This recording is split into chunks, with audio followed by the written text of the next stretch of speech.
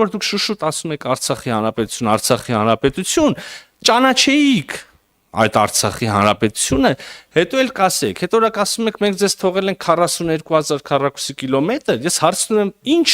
Հայաստանի հանրապետություն, դե տենց հա դուխով ասեք հա, որտեվ էտել էր տարբեր, մի րոպե, դա էտել էր տարբերակ, ասել չենք ճանաչում Արցախի հանրապետություն, այդ սա հիմա ճանաչում ենք Հայաստանի հանրապետություն։ Ախր դուք ոչ ոչ լուծման եք գնացել, ոչ հայտարարել եք դա հանրապետություն անկախ, ոչ հայտարարել եք Հայաստանի մաս, ոչ զիջել եք, ոչ չեք զիջել, ուղղակի անverջ, անսահման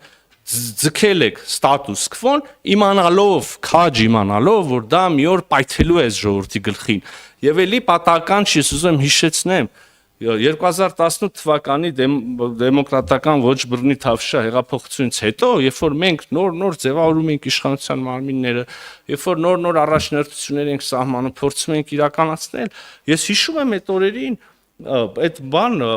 լայնածավալ վայրահաչ են մասին, որ հեսա սրանք հողեր են տալու։ Մենք էլ այնքան միամիտ էինք, որ այդ ժամանակ սի գլխի էլ չէինք ընկնում, ինչի մասին են խոսում, ես ինչ աբսուրդ մեղադրանքներ են հիշեցնում։ Ես սա ինչի եմ ուզում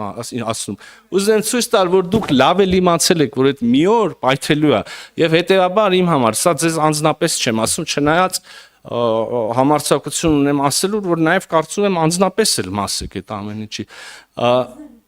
Իմացել եք, որ այն գիծը, որ ոչ մի հստակ բան չի կարել, եւ իմացել եք, որ դա մի օր պայթելու է ժողովրդի գլխին։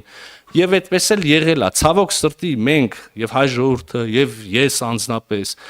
չենք ունեցել բավարար խելք, քաղաքական հասունություն, քաղաքական միտք, եթե կուզեք,